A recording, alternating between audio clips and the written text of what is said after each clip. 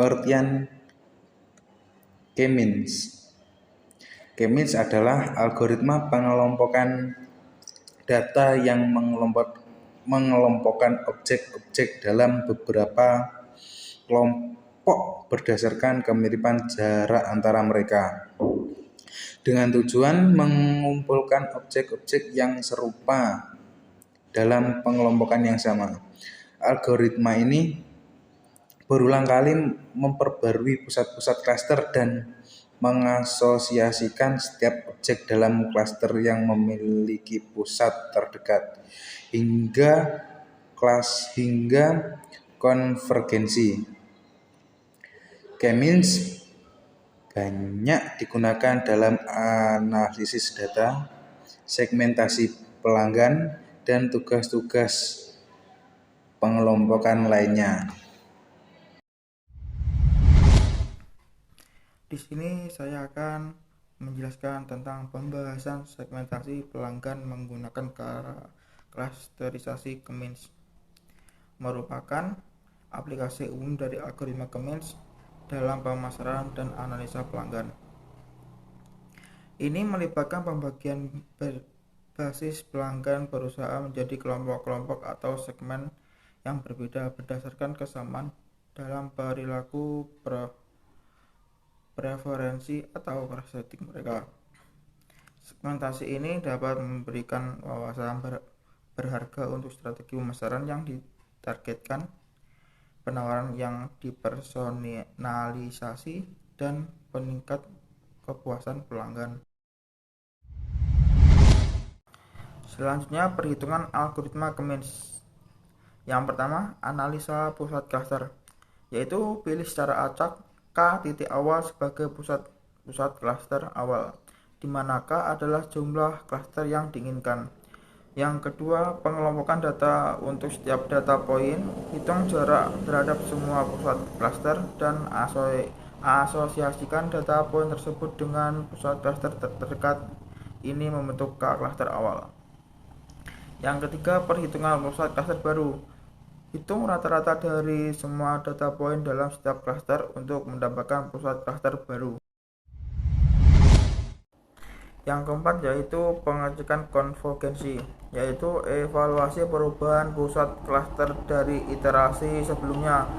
Jika perubahan pusat klaster di bawah ambang tertentu atau setelah jumlah iterasi yang ditentukan tercapai, algoritma berhenti. Yang kelima, iterasi. Jika belum konvergen, ulangi langkah-langkah 2-4, hitung kembali jarak dari setiap data poin ke pusat klaster baru, lalu asosiasikan data pada poin dengan klaster terdekat. Saya Khairunisa. Di sini saya akan menjelaskan perhitungan manual dari Customer Segmentation using K-means Clustering. Penerapan algoritma K-means pada clustering dengan menggunakan rumus Euclidean Distance. Identifikasi segmen pelanggan dalam kumpulan data untuk menargetkan basis pengguna potensial, yaitu dengan membagi pelanggan ke dalam berbagai kelompok sesuai dengan karakteristik umum seperti jenis kelamin, usia, minat, kebiasaan belanja, pendapatan, pengeluaran, sehingga mereka dapat memasarkan ke setiap kelompok secara efektif. Di sini, saya sudah menyiapkan 10 data awal yang digunakan untuk perhitungan K-means clusteringnya. Yang pertama ada Nisa dengan pendapatan 5.000 dan pengeluaran 1.000. Yang kedua ada Ari dengan pendapatan 4.500 dan pengeluaran 2.000. Yang ketiga ada Rokim dengan pendapatan 6.000 dan pengeluaran 1.500. Yang keempat ada Zainal dengan pendapatan 7.000 dan pengeluaran 3.000. Yang kelima ada Zidan dengan pendapatan 7.500 dan pengeluaran 2.500. Yang keenam ada Nina dengan pendapatan 10.000 dan pengeluaran 3.500. Yang ketujuh ada Wanda dengan pendapatan 9.000 dan pengeluaran 4.000. Yang kedelapan ada Bagas dengan pendapatan 8.000 dan pengeluaran 3.000. Yang kesembilan ada Risa dengan pendapatan 8.500 dan pengeluaran 3.500. Yang ke-10 ada Dimas dan pendapatan 9.500 dan pengeluaran 4.000.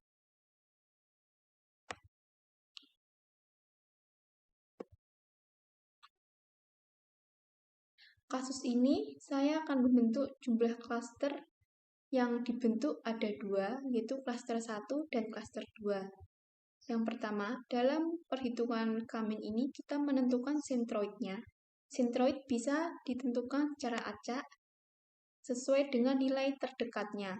Yang pertama ada K1, nilai sentroidnya 5.000 dan 1.000.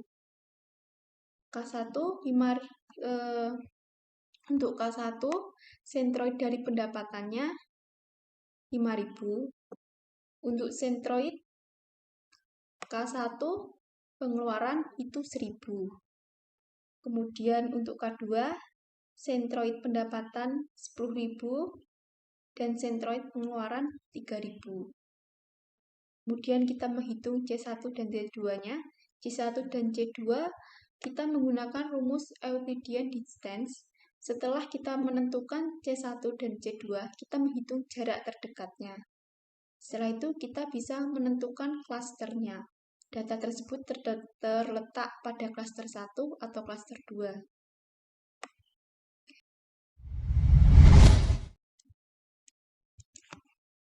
Jadi untuk data Nisa sama dengan SQRT buka tutup kurung 5.000 dikurangi 5.000 K1 dipangkat 2 ditambah 1.000 dikurangi 1.000 K1 dipangkat 2, hasilnya 0. Ini juga menggunakan rumus yang sama. Jika Anda menggunakan Excel, Anda bisa menarik data awal sampai ke data 10. Dan rumus akan secara otomatis akan mengikuti. Dan untuk K1, K2-nya, jangan lupa di absolut agar saat ditarik, data tersebut tidak bergeser. Kemudian menghitung C2-nya, rumusnya juga sama. Untuk Nisa, sama dengan SQRT buka kurung 5.000 dikurangi K2 10.000, pendapatannya dari K2 10.000, kemudian tutup kurung dipangkat 2, tutup kurung ditambah 1.000 dikurangi 3.000 dari K2-nya, kemudian tutup kurung dibagi 2, bukan dibagi 2, tetapi dipangkat 2, kemudian hasilnya ada 5385,164. Agar lebih cepat, Anda bisa menariknya langsung ke data 10 Dimas. Dan jangan lupa untuk K2-nya di absolut agar data tidak bergeser. Setelah C1 dan C2 semua nilai sudah ada, kemudian kita menghitung jarak terdekatnya, yaitu dengan rumus min. Yaitu sama dengan min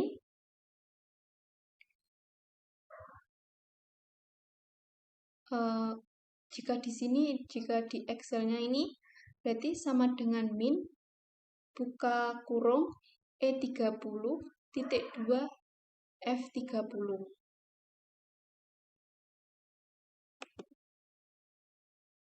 Jadi hasilnya adalah 0. Untuk cara tercepatnya, kita bisa langsung menarik ke bawah hingga data ke-10. Maka hasilnya akan otomatis langsung muncul. Setelah C1, C2, dan jarak terdekat sudah terisi, kita menentukan klasternya dari data sampai 1 sampai 10 di mana data itu yang klaster 1 dan klaster 2. Untuk data pertama dengan nama Nisa, menghitung klasternya kita menggunakan if. Jadi sama dengan if buka kurung E30 berarti kolom E baris 30, jadi di C1-nya, kemudian lebih dari F30 berarti C2-nya, yaitu 5385,164807, kemudian titik koma, kemudian tanda petik klaster 1, titik 2, tanda petik klaster 2. Setelah kita enter, maka akan muncul klaster 1, yang berarti data 1 ini berada di klaster 1. Kemudian kita bisa seret ke bawah hingga ke data 10 Dimas, maka akan muncul klasternya, yaitu dari data 1 Nisa, data 2 Ari, data 3 Rokim, dan data 4 Zainal berada di klaster 1. Kemudian data 5 Zidan, data 6 Nina, data 7 Wanda, data 8 Bagas, data 9 Risa, dan data 10 Dimas berada di klaster 2.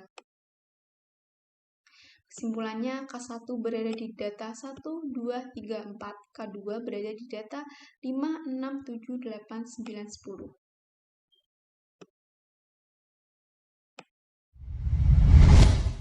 Nah, selanjutnya di sini kita menghitung literasi yang kedua dengan menggunakan sentroid baru. Sentroid baru dengan K1 5625 untuk X-nya dan Y-nya 1500. Dan untuk K2-nya X-nya bernilai 7500 dan untuk Y-nya bernilai 3600. Berikut contoh hasil perhitungan menggunakan rumus Euclidean dengan C1 dari nomor 1 Nisa. Terdapat data tersebut dengan menggunakan rumus SIRT, menggunakan C-nya pendapatan si Nisa-nya, lalu di akar kuadrat ditambah dengan pengeluaran dikurangi $D50, yaitu sama dengan K1.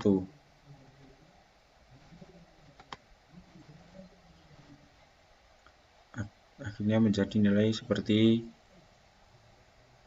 di kolom C1. Ketika mencari untuk yang di bawahnya, tinggal tarik saja karena kita menggunakan rumus di Excel. Dengan C-nya, kita juga menggunakan rumus sama dengan SQRT, tetapi kita akan menghitung pengeluaran di Y-nya. Setelah itu, kita menghitung jarak terdekat. Nah, setelah terhitung semuanya, kita akan masukkan klaster. Nah, di sini klasternya cuma ada 1 dan 2.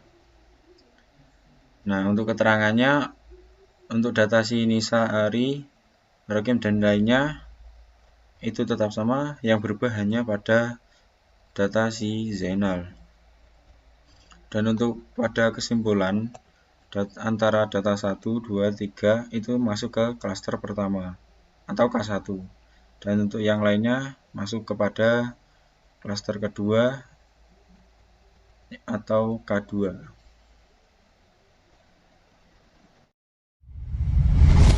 Saya Zainal, di sini saya akan menjelaskan coding dari K-means clusteringnya.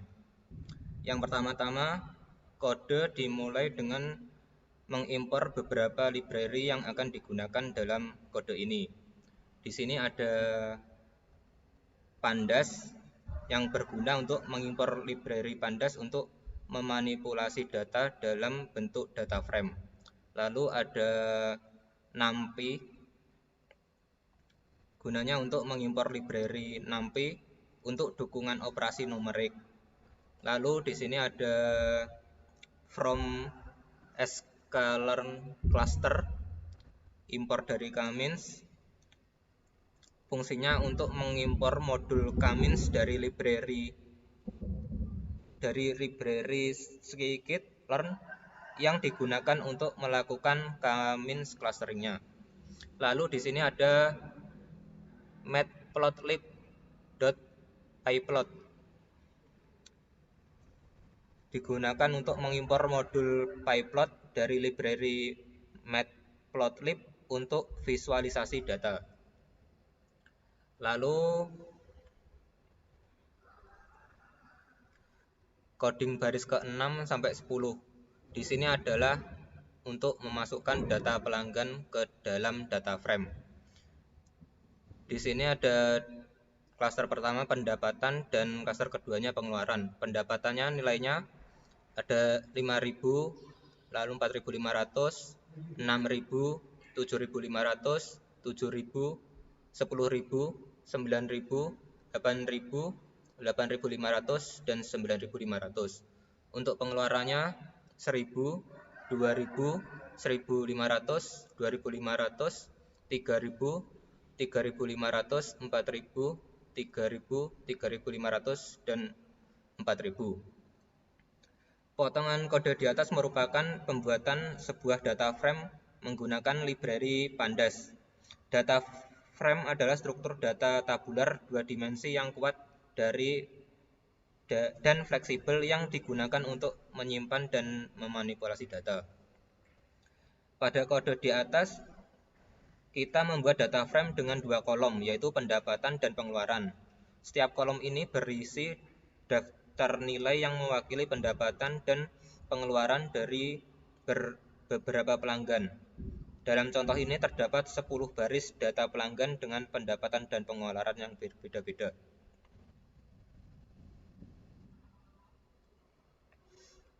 Lalu di sini baris ke-12 sampai ke-17. Yang pertama ini ada plt.scatter, data pendapatan, data pengeluaran. Ini adalah perintah untuk membuat scatter plot dengan sumbu X horizontal mewakili data pendapatan dan sumbu Y vertikal mewakili data pengeluaran. Setiap titik dalam scatter plot akan mempresentasikan seorang pelanggan dalam data.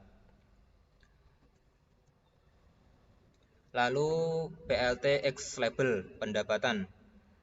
Ini adalah perintah untuk memberikan label pada sumbu X. Label ini akan muncul di X pada plot dan dalam hal ini labelnya adalah pendapatan.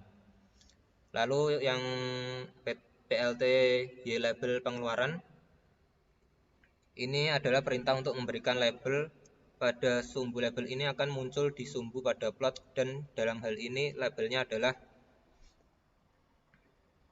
pengeluaran. Lalu ada plt title customer data. Ini adalah perintah untuk memberikan judul pada plot. Judul ini akan muncul di bagian atas plot dan dalam hal ini judulnya adalah customer data. Lalu plt show, ini adalah perintah terakhir untuk menampilkan plotnya. Tanpa perintah ini plot tidak akan ditampilkan. Lalu di sini kita menentukan jumlah klaster yang diinginkan. Dalam contoh di atas terdapat 2 klaster, yaitu klaster pendapatan dan pengeluaran.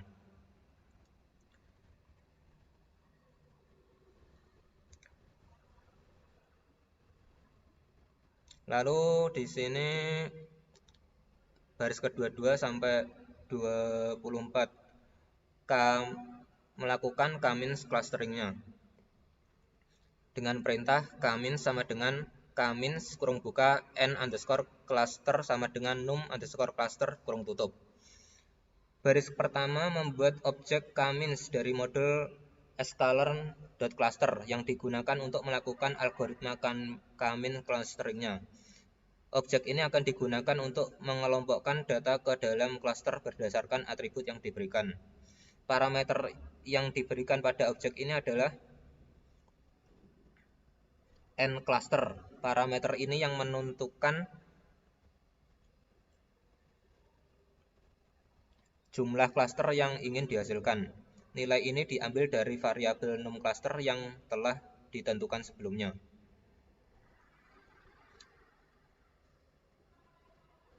Lalu K-min fits data. Baris ke-24 ini menggunakan objek K-min yang telah dibuat untuk melatih model K-min pada data yang ada dalam data frame. Data metode fit digunakan untuk melatih model pada data yang diberikan.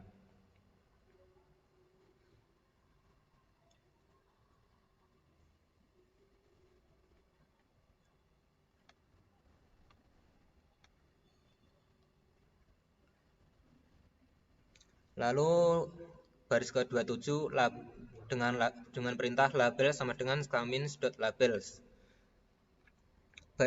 Baris ini digunakan untuk mendapatkan label hasil cluster yang ditugaskan. Untuk setiap data pelanggan dalam data frame, data metode labels underscore dari objek K-min yang telah dilatih dan memberikan array yang berisi label cluster untuk setiap data pelanggan. Ini berarti setiap pelanggan sekarang akan memiliki label yang menunjukkan ke klaster mana dia termasuk.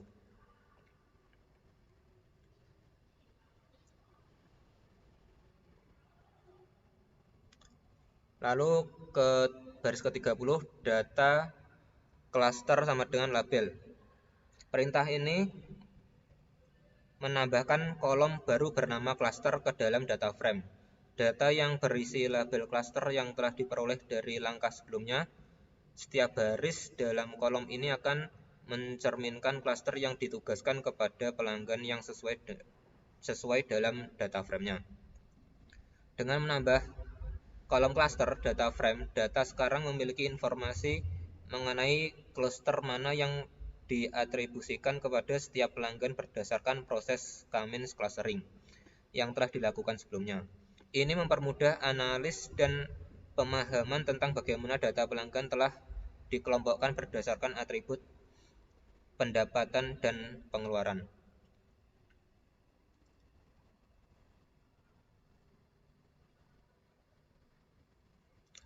Lalu di sini baris ke-3334 ada PLT scatter. PLT scatter data. PLT scatter ini adalah perintah untuk membuat scatter plot.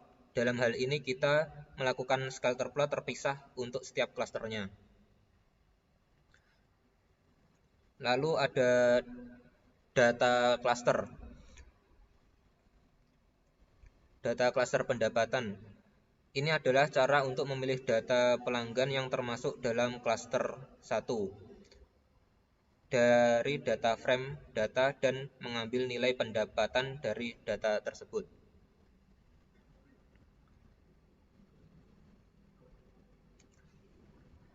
Lalu di sini ada data klaster pengeluaran. Ini untuk memilih data pengeluaran yang termasuk dalam klaster 2 dari data frame data dan mengambil nilai pendapatan dari data tersebut. Mengambil nilai data pengeluaran dari data tersebut. Lalu di sini ada color. Color ini color red dan color blue. Color red label cluster 1. Ini adalah parameter yang digunakan untuk mengatur warna dan label pada scatter plot. Pada contoh ini, data dari klaster 1 akan diberi warna merah dan diberi label klaster 1.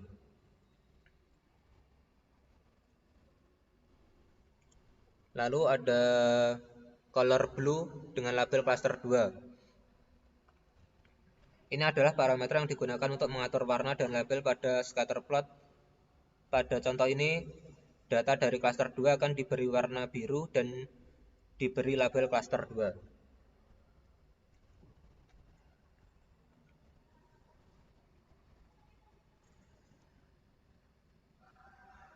Lalu di sini perintah ke 36 dan 37 ada PLT X label, pendapatan dan pengeluaran. Ini adalah perintah untuk memberikan label pada sumbu X dan Y pada plot. Label sumbu X adalah pendapatan dan label pada sumbu Y-nya adalah pengeluaran. Lalu perintah baris ke-40 adalah PLT title, hasil clustering dengan K-means. Ini adalah perintah untuk memberikan judul pada plot. Judulnya adalah hasil cluster dengan K-means. Lalu ada plot legend. Ini adalah perintah untuk menampilkan legenda yang akan memberitahu warna mana yang mewakili setiap cluster. Lalu kita coba run hasilnya.